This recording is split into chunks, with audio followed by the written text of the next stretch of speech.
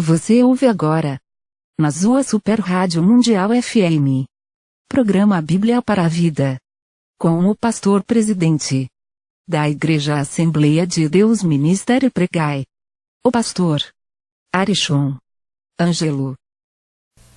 Meus irmãos, nós temos falei para os irmãos que a mensagem hoje nós trataríamos de um assunto muito importante. E lógico, eu não sou o dono da verdade, né? Eu não tenho o Espírito Santo não revela tudo a uma pessoa só. No mesmo texto, o Espírito Santo me revela algo, e no mesmo texto, numa mesma passagem, o Espírito Santo de Deus revela a uma outra pessoa, uma outra situação, um outro tipo de linha de raciocínio, uma outra ótica, uma outra perspectiva. Mas tudo isso contribuindo para a obra de Deus. Meus irmãos, eu peço que vocês abram a sua Bíblia no livro de Romanos, capítulo 8, e no verso 28. Peço que os irmãos abram a sua Bíblia. Romanos 8, verso 28. É algo interessantíssimo que nós vamos ler, que diz assim: sabemos que todas as coisas cooperam para o bem daqueles que amam a Deus, daqueles que são chamados segundo o seu propósito. Pois os que dantes conheceu, também os predestinou para serem conformes à imagem de seu Filho, a fim de que ele seja o primogênito entre muitos irmãos. E aos que predestinou, a estes também chamou, e aos que chamou, a estes também justificou, e aos que justificou, a estes também glorificou. Que diremos, pois, acerca dessas coisas? Se Deus é por nós, quem será contra nós? Aquele que nem mesmo seu próprio filho poupou, antes o entregou por todos nós, como não nos dará também com ele todas as coisas? Quem fará qualquer acusação contra os escolhidos de Deus? É Deus quem os justifica. Quem os condenará? Pois é Cristo quem morreu, ou antes, quem surgiu dentre os mortos, o qual está à direita de Deus e também intercede por nós. Quem nos separará do amor de Cristo? A tribulação, ou a angústia, ou a perseguição, ou a fome, ou a nudez, ou o perigo, ou a espada? Como está escrito: por amor de ti, somos entregues à morte o dia todo. Fomos considerados como ovelhas para o matadouro. Glória a Deus. Meus irmãos, essa passagem que nós estamos lendo aqui, esse texto que nós lemos, é Paulo tratando com a igreja de Romanos, com a igreja de Roma, a qual originou depois a que conhecemos como a Igreja Católica. Meus irmãos, compreendemos aqui, e quero chamar a atenção para os irmãos, uma atenção, de que, às vezes, nós fazemos uma leitura de um texto e temos uma interpretação. Uma outra pessoa vai ler esse texto e também vai ter uma outra interpretação. E temos que compreender de que as duas interpretações podem estar corretas, bem como as duas interpretações podem estar erradas. E pode haver uma terceira, uma quarta, uma quinta, uma sexta, uma sétima, uma oitava, uma décima interpretação acerca de um mesmo texto. Mas o que temos que ter atenção é que existem regras na língua portuguesa, existem regras que devem ser respeitadas. E regras no sentido de pontuação, o tempo da frase, nós temos que respeitar. Porque senão acontece que uma frase, ela pode, dependendo da forma que a pessoa lê, ela pode mudar o sentido. De uma indagação, ela pode transformar-se em uma interrogação, em uma afirmação. Em vez de estar interrogando, ela pode se transformar numa afirmativa. Porque não está sendo respeitada a sinalização ortográfica. E nós temos que compreender, entendemos que há diferentes níveis de pessoas. Isso é normal. Mas não podemos levar em consideração essa pluralidade do conhecimento, no caso específico aqui da própria interpretação textual da língua portuguesa. Não podemos considerar isso no que se refere justamente na questão literária. Não é por conta que fulano leu num tempo e o ciclano leu em outro que vai mudar o sentido real daquela frase. A frase, ela foi escrita, mas quando ela foi escrita, ela tinha um sentido próprio. E este sentido próprio, ao qual essa frase contém, ele é imutável.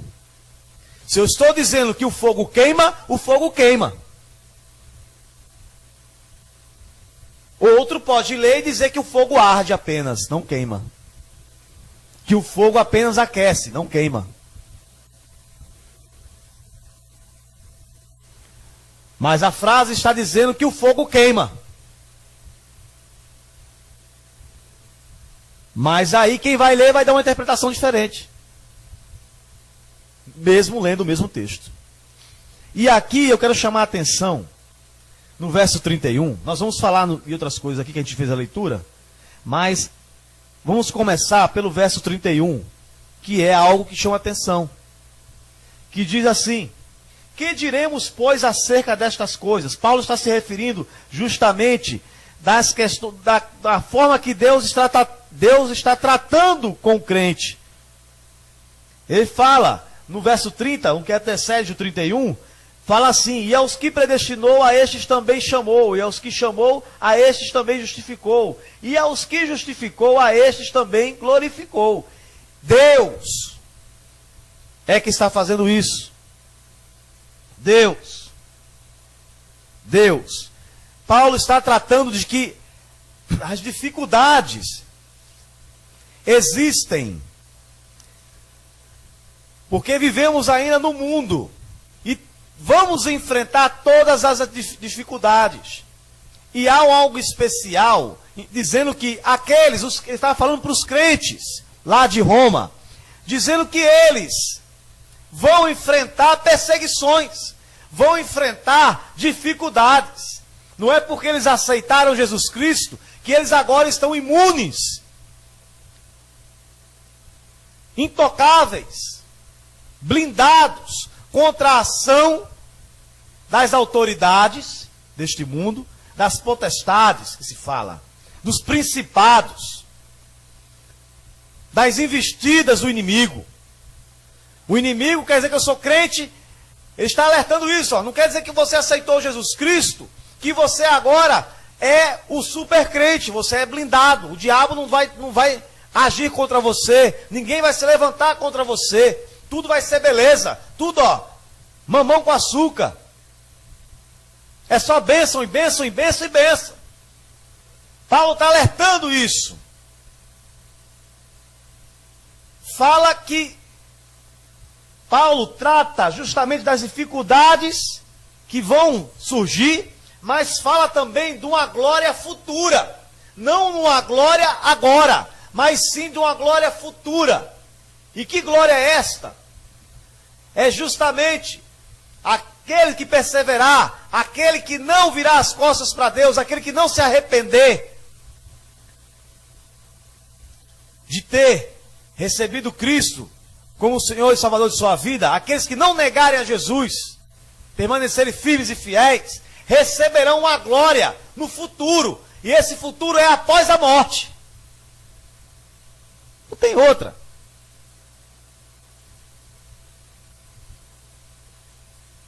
Ninguém aqui é menino.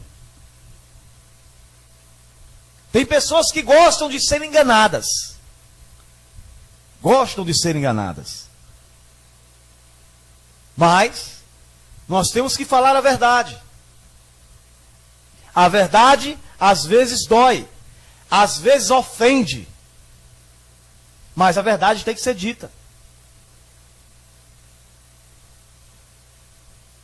E aqui fala o seguinte, no 29. Pois o que dantes conheceu, também o predestinou. Está falando de Deus.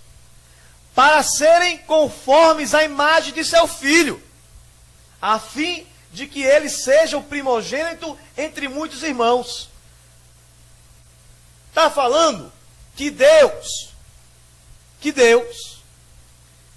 deseja que nós sejamos como Jesus. Tenhamos a imagem de Jesus. Começamos a aparecer com Jesus Cristo. Mas aparecer no sentido de comportamento, da fé, dos conceitos acerca deste mundo, das prioridades, o que é importante, o que Jesus considera como importante, nós também considerarmos. Jesus Cristo é o modelo, e está aqui, para serem conformes à imagem de seu Filho, a fim de que ele seja o primogênito, Jesus, entre muitos irmãos, que somos nós. Jesus é o primogênito, e nós somos os irmãos de Jesus, filhos de Deus.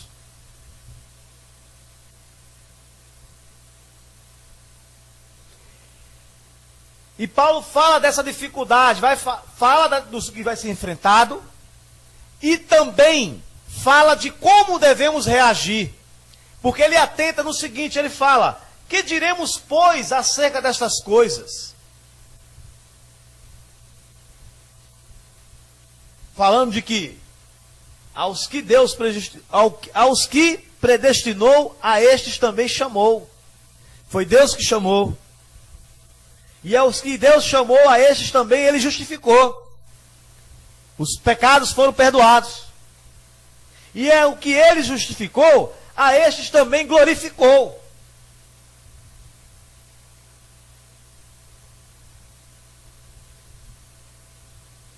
A glória está na obediência, na vida com Deus. Vê o segredo onde está.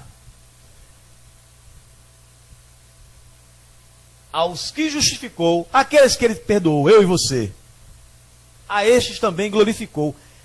Ele não está dizendo que vai glorificar. Ele disse que já glorificou. Porque nós fomos chamados, fomos justificados, e somos glorificados. E fomos glorificados em Cristo Jesus. Porque em Cristo Jesus somos mais do que vencedores, mas essa vitória do qual está se falando é que antes nós estávamos perdidos, derrotados por conta dos nossos pecados, e estávamos condenados ao inferno. E através de Jesus, do Filho de Deus, o qual nós estamos buscando, fomos orientados a ser conformes à imagem de seu Filho de Jesus, somos orientados a isso, nós somos glorificados nele, e ele em nós. A nossa glória está em Cristo. A vitória que Jesus Cristo teve, onde nós não seremos mais condenados, não pereceremos, mas receberemos a vida eterna.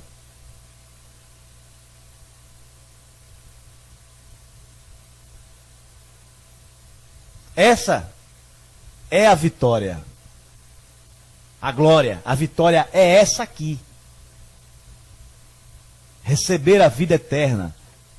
Termos os nossos pecados perdoados, sermos chamados por Deus, sermos justificados, termos os nossos pecados perdoados através de Jesus Cristo, e através do próprio Jesus, temos agora a vida eterna. Não somos mais condenados, mas agora sim, somos justificados através de Jesus Cristo e temos a vida eterna, não pereceremos. Esta é a vitória. Em Cristo somos mais do que vencedores. É nesse sentido.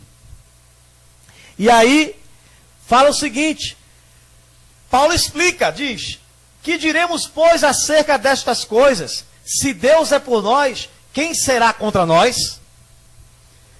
Paulo está alertando de que Deus é por nós, e sendo assim, não vai se levantar nada, vai ser mamão com açúcar, ninguém vai se levantar contra o povo de Deus, ninguém vai te confrontar, vai te afrontar, meu irmão. Tu não terás dificuldade, tudo é bênção, tu não vai passar por privação, tu não vai passar por perseguição. E aqui fala aqui, vamos lá. Que diremos, pois, acerca dessas coisas? Se Deus é por nós, quem será contra nós? Aquele que nem mesmo a seu próprio filho poupou, antes o entregou por todos nós, como não nos dará também com ele todas as coisas? Agora, veja aqui, aí o cara vai, o sujeito vai ler, como?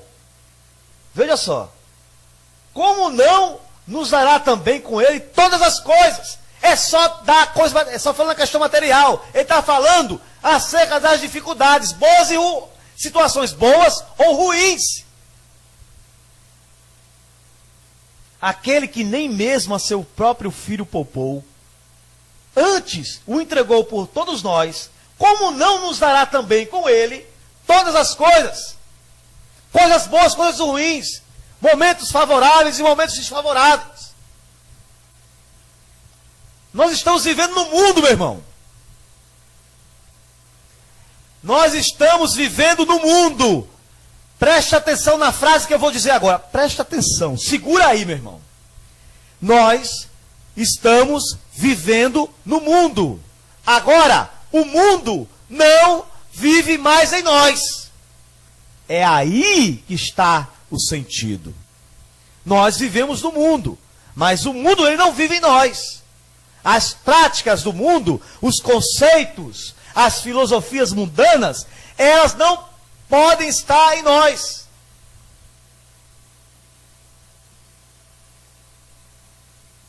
No 33, quem fará qualquer acusação contra os escolhidos de Deus? Quem fará qualquer acusação contra os escolhidos de Deus? É Deus quem os justifica. Quem os condenará? Pois é Cristo quem morreu, ou antes, quem ressurgiu dentre os mortos, o qual está à direita de Deus e também intercede por nós. Quem nos separará do amor de Cristo? E aqui ele fala, a tribulação ou a angústia? Ou a perseguição, ou a fome, ou a nudez, ou o perigo, ou a espada? Como está escrito, por amor de ti somos entregues à morte o dia todo. Fomos considerados como ovelhas para o matadouro. Meu irmão, está falando justamente disso aqui.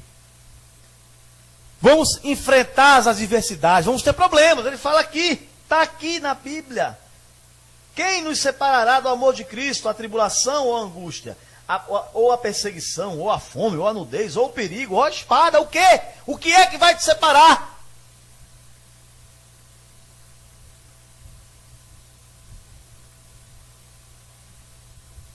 Está dizendo aqui que custe o que custar, Custe o que custar.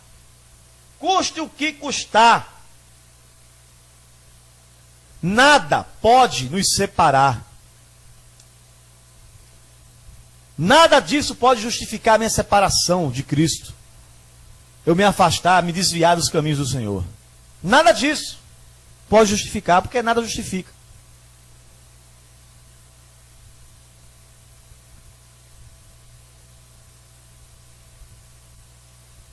Meus irmãos,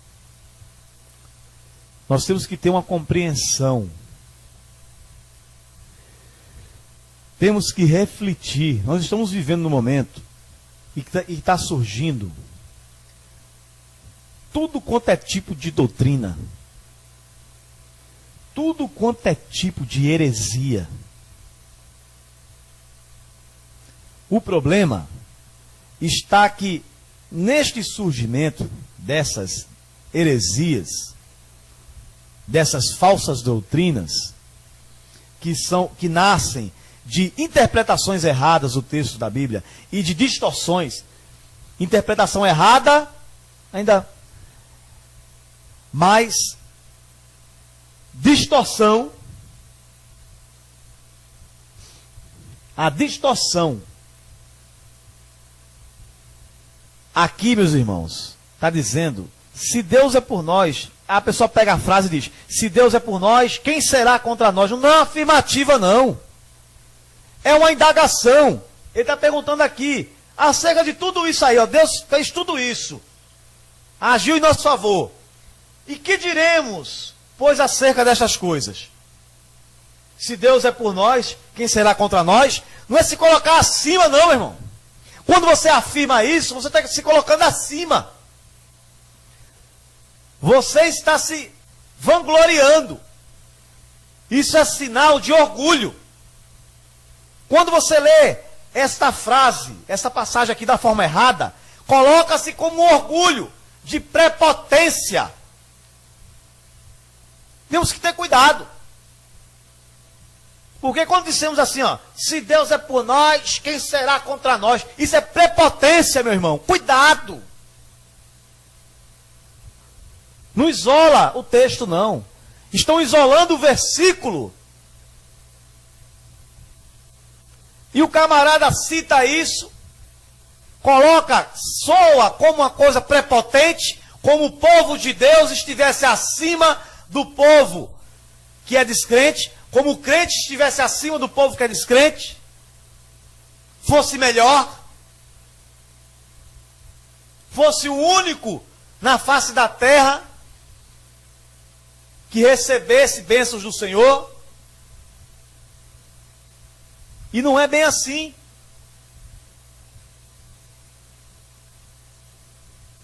Não é assim. Está falando aqui ao inverso. Está falando ao contrário. Não é assim não. Quer dizer assim, ó, que diremos, pois, Deus é por nós, quem será contra nós? Será que vamos dizer, é isso que temos que dizer, que Deus é por nós, ninguém vai ser contra a gente? Nós estamos acima da média? Estamos acima de todo mundo? Não! Paulo está alertando que nós não estamos acima de ninguém.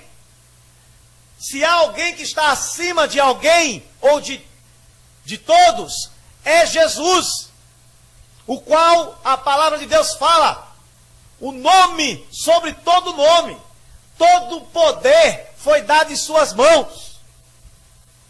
Este sim está acima de nós. A raça humana é uma só. A diferença está no desfecho, no destino, individualmente falando. Porque a salvação é individual.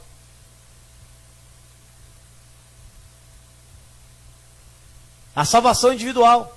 Há muitos que estão dentro da igreja que são piores dos que estão no mundo. E estes vão ser condenados. Porque está a casca de crente. Fala como crente, se veste como crente, anda como crente, mas não vive como crente. O que adianta? Aí fica abrindo a boca. Em Jesus eu sou mais do que vencedor. Em Cristo somos mais do que vencedores. Se Deus é por nós, quem será contra nós? Que isso? Tu é melhor do que quem, meu irmão?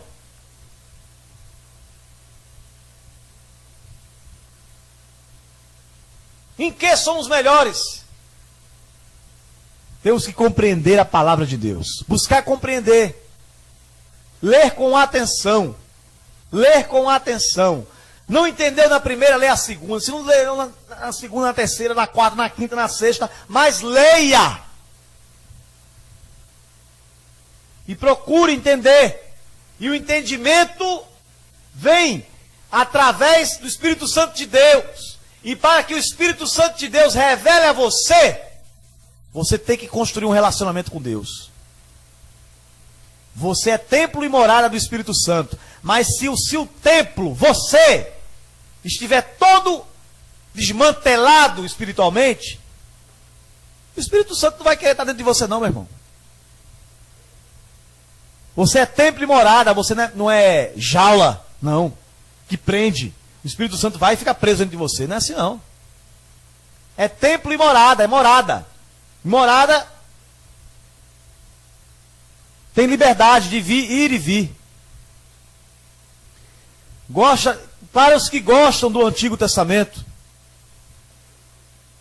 apenas os reis eram ungidos. Tinha o Espírito Santo de Deus, tinha o Espírito de Deus, só os reis. E lá, no rei Saul, o que aconteceu com Saul? Saul era ungido, tinha o Espírito Santo de Deus. Mas o que foi que Deus fez?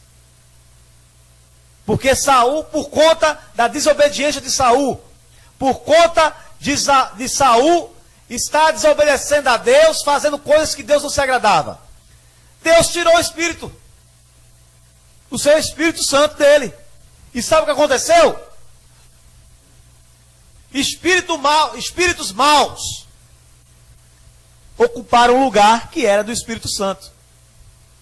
Que não há como alguém que tem o Espírito Santo habitando dentro de si, entrar o demônio. Não pode. Não pode. Vai estar disputando o Espírito Santo de Deus com o demônio dentro do mesmo corpo? Não. Então quer dizer o quê? Que é retirado. Se você não tem um relacionamento com Deus, você vai apagando. Você vai apagando. E você termina voltando ao velho homem. E voltar ao velho homem, como a palavra fala, quer dizer o quê? O velho homem não tinha o Espírito Santo de Deus. Então, entende-se que se você voltou ao velho homem, o Espírito Santo de Deus não vai estar contigo. É raciocínio lógico.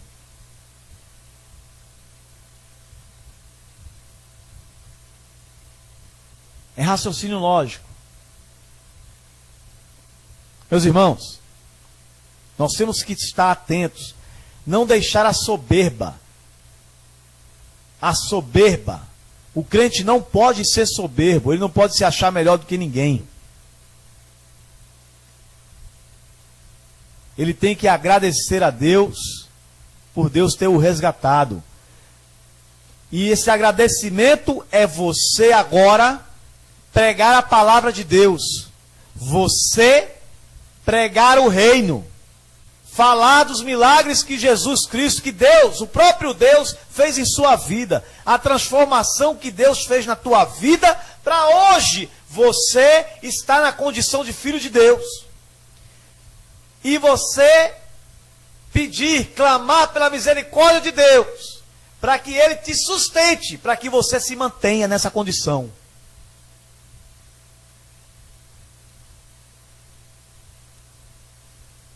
É aí que está.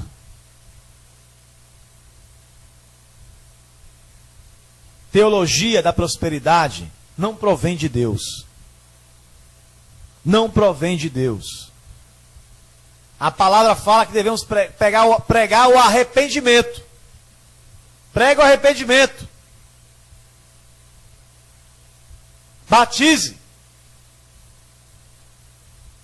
Para quem está essa ordenância? De ir pregar a palavra de Deus e batizar no nome do Pai, do Filho e do Espírito Santo. A quem? é essa ordenância? A todo aquele que recebeu Jesus Cristo como Senhor e Salvador de suas vidas. É a todos esses. É a todos nós. Agora, cada um tem o seu dom. Todos têm o chamado de pregar a palavra. Mas cada um tem o seu dom. É uma ferramenta diferente. Quando nós vamos fazer a obra, quando vamos construir uma casa, existem diferentes ferramentas. Tem a enxada, tem a marreta, tem o scope, tem a colher de pedreiro, tem a pá. No acabamento você vai usar chave de fenda, alicate, estilete, régua, treina e por aí vai. Mas todas essas ferramentas, elas estão no mesmo propósito. E qual é o propósito? Construir a casa. E assim é na igreja. Todos têm o chamado, todos têm a obrigação de pregar esta palavra. Todos, sem exceção. Mas só que cada qual é utilizado de forma diferente, segundo o dom que é dado pelo próprio Espírito Santo de Deus. Uns têm o dom da palavra, outros têm o dom do ensino, outros têm o dom da exortação, outros curam, outros expulsam demônios.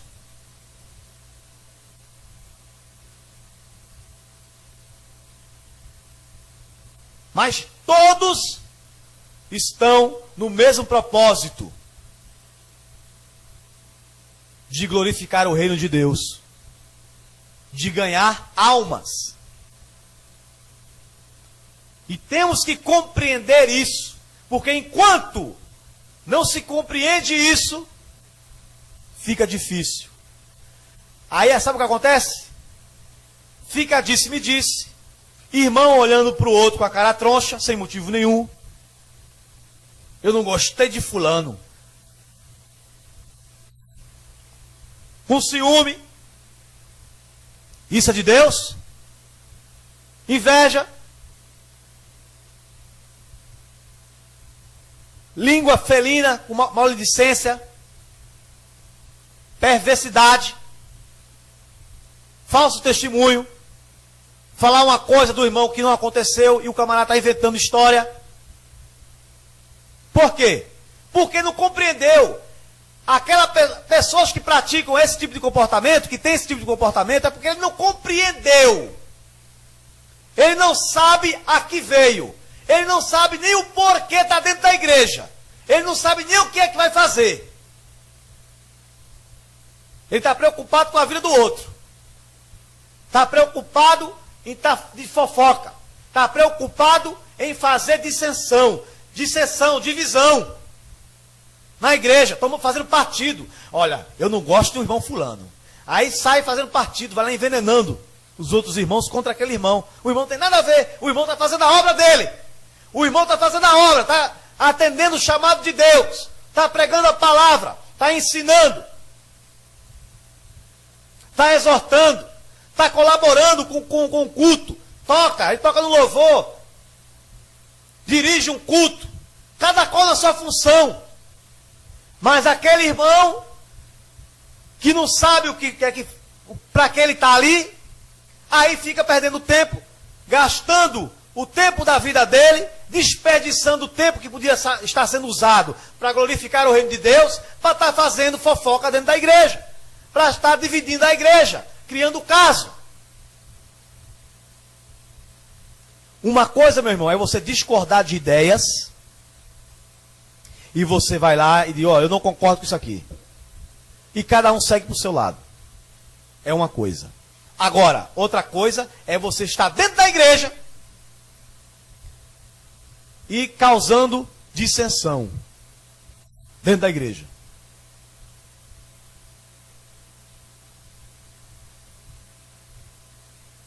Não concorda? Amém, meu irmão. Deus te abençoe. Mas a gente se separa aqui.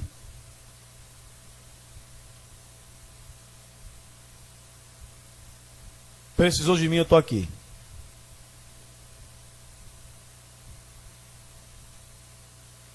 É assim que as coisas funcionam. A mesma coisa a relação de irmão com irmão. Dentro da igreja. Eu não me sinto bem perto do irmão. Tem alguma coisa errada. Ou alguma coisa errada nele ou em mim. Mas aí tem que crer que é em mim, senão isso é em mim. Porque eu tenho que amar. Se eu não estou... Eu fico olhando para o irmão e eu fico sentindo algo negativo, alguma coisa está errada em mim. Porque ele é crente também. É irmão. Alguma coisa está errada em mim. Eu que tenho que mudar, não é o irmão não. Sou eu. O irmão está nem aí. O irmão me trata bem. Paz do Senhor, sempre está falando comigo, um sorriso para mim, e eu destratando o irmão, por quê? O erro está em mim, meu irmão. O erro está em mim, o erro está em você.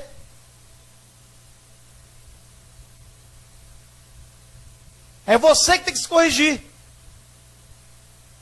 Não é o irmão não, o irmão está nem aí, o irmão vai, fala contigo, te cumprimenta, te trata bem, te envolve, te respeita, te valoriza, ama você de verdade, trata você com amor, e você destratando.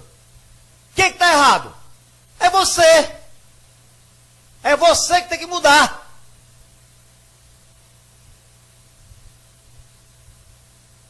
Tem que deixar de ser soberbo. Isso é soberba. Aí a gente volta aqui. Se Deus é por nós, ninguém. Quem será contra nós? Que isso, rapaz? Vai nessa. Vai nessa aí, caboclo. Vai nessa, meu irmão. Vai nessa. Tá pensando que tudo que tu fizer vai dar certo, é? Tá correndo atrás de bênção, mas não quer corrigir o erro. Tá enfrentando problemas na família, no casamento. Vai para a igreja, pedir a Deus que Deus haja, que Deus interceda, mas não quer mudar de atitude. Permanece fazendo a mesma coisa. Como é que é isso? O que tem que haver, meus irmãos, é confrontação. É o ensino da palavra, a doutrina da palavra. Não é doutrina de igreja, não. É doutrina da palavra. A sã doutrina. Esse nome está tão esquecido. É sã doutrina. Não é doutrina de igreja, não. A doutrina da minha igreja. Vai para lá, meu irmão. Problema teu. Bota a doutrina da tua igreja debaixo do braço e vai-te embora. É a sã doutrina. Sã doutrina é essa aqui, ó, que está na Bíblia. Não é doutrina da igreja, não. A doutrina da minha igreja. Problema teu. Eu vou pela sã doutrina. É o que está aqui, ó. Ensinamentos. Os ensinamentos que estão na Bíblia. Todo ele. Não eu separar o que me convém, não. Ah, esse aqui é legal. Favorece para mim. Esse aqui eu vou ensinar. Ah, esse aqui não. Esse aqui não gostei, não. Esse aqui não vou ensinar, não. Esse outro aqui eu gostei. Olha essa passagem aqui, esse ensinamento aqui é uma bênção. Eu vou botar ela na doutrina da minha igreja. Eita, esse outro aqui não. Esse aqui não. Esse aqui... Não é assim não, meu irmão. É pelo pé. Ou é tudo ou nada. Não existe meio termo. Ou é céu ou inferno. Ou é tudo ou nada. Ou adora ou não adora. Ou obedece ou não obedece. Com Deus ou é tudo ou nada. Não tem meio termo em cima do muro, não. Doutrina bíblica. A sã doutrina.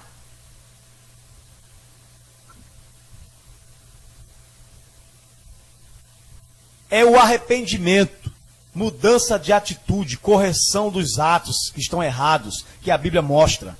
Corrigir essas atitudes, corrigir este comportamento, corrigir os comportamentos que estão justamente desagradando a Deus.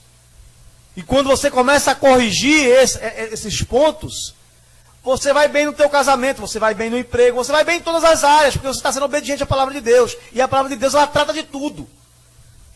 Do íntimo, do afetivo, ao profissional. Tudo. Ensina tudo. Você for obediente, você vai bem. E prosperidade não é enricar, não. Prosperidade é ir bem, é viver em paz, é viver debaixo da graça de Deus, é viver segundo o coração de Deus, é ter o coração segundo o coração de Deus. As coisas que vão surgir no teu coração é do coração de Deus, porque você está buscando viver segundo o coração de Deus. Isso é ser próspero. O resto é conversa mole, é conversa para boi dormir. É porque não tem conteúdo, não tem o que passar, aí fica se prendendo as coisas materiais, enrolando. A palavra é essa. É dura? É, mas é a verdade. Rapaz, a gente tem que entender o seguinte: a gente nasce, a gente toma leite, depois passa para comer papinha, certo? E depois tem que comer arroz, feijão, carne, macaxeira, batata doce. Porque a gente está crescendo.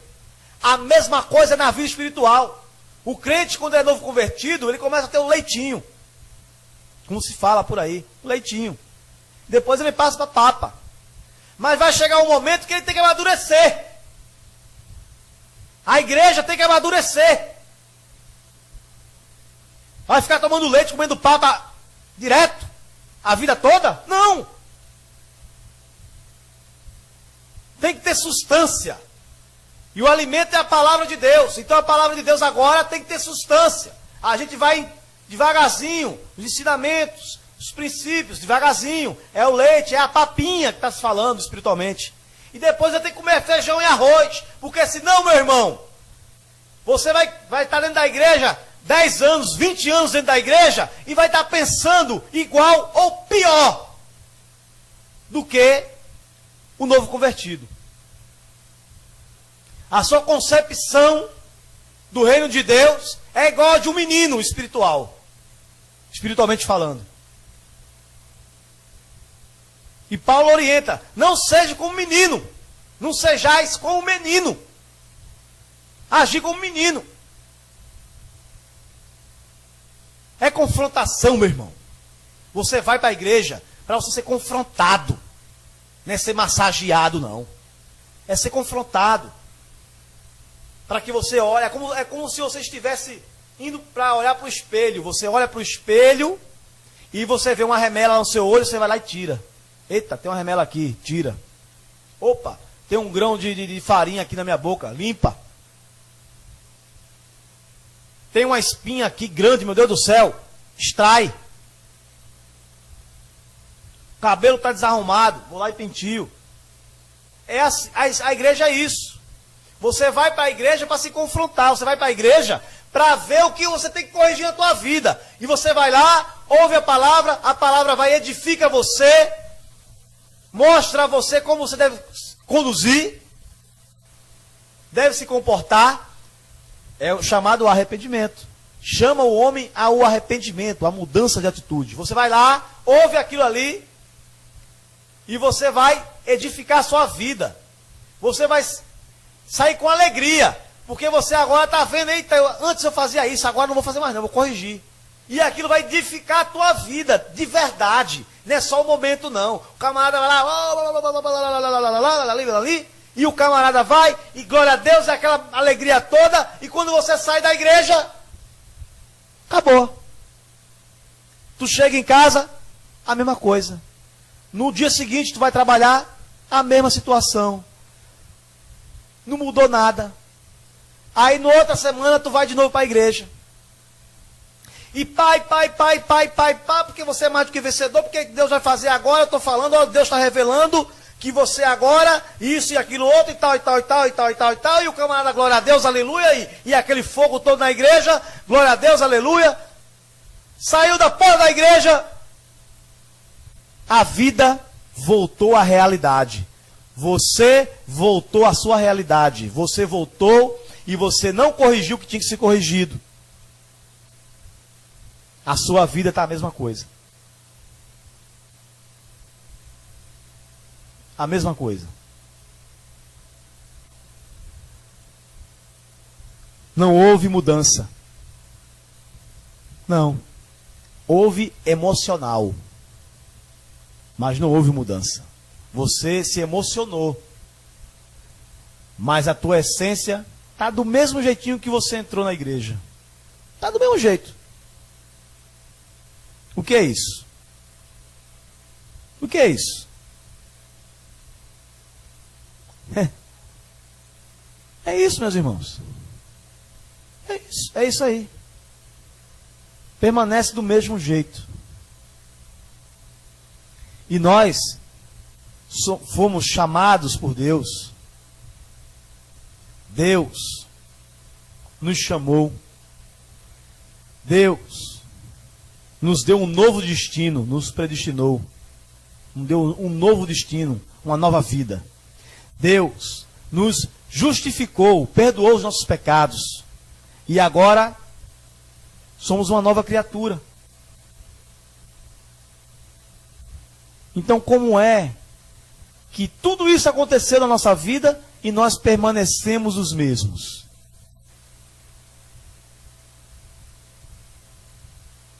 Os problemas que tem dentro do casamento continuam os mesmos. Os mesmos. Você vai para a igreja, ouve uma palavra, só na emoção, versículos isolados, e só para preencher ali, encher linguiça, que essa é a verdade, apelando para o emocional. Aí o irmão vai e é tomado pelaquela emoção, mas não houve transformação de vida. Quando ele chega em casa, que ele enfrenta o mesmo problema, ele reage do mesmo jeito. E isso, meu irmão, traz frustração. E é perigoso. É muito perigoso. Traz frustração.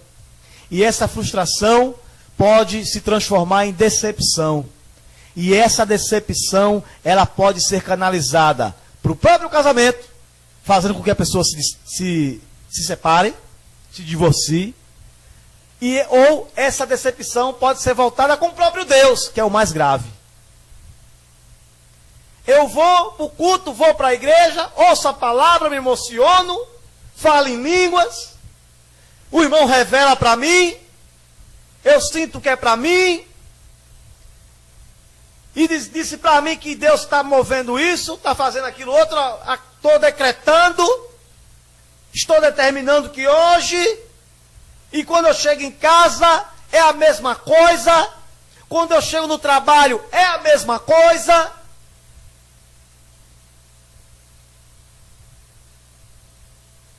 O que está havendo?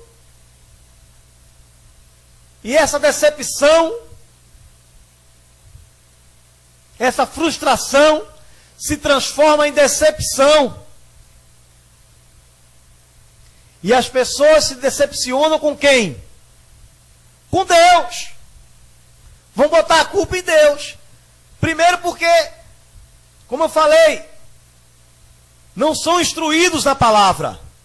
Ela acha que Deus tem que dar mesmo. E ela se decepciona com Deus, se revolta com Deus. O que acontece? Se desvia do caminho. Se desviando do caminho, está condenado. Estando condenado, para o inferno.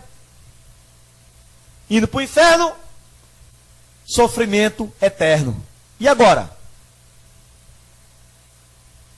É muito grave. É muito grave, meu irmão.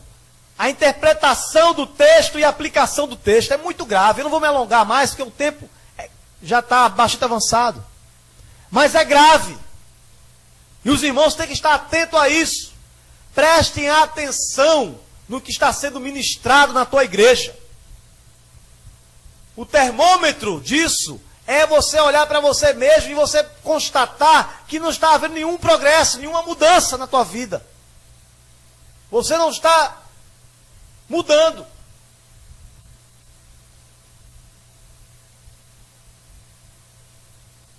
Alguma coisa está errada.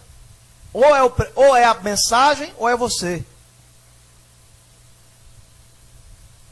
Geralmente é você. Mas, preste atenção na mensagem.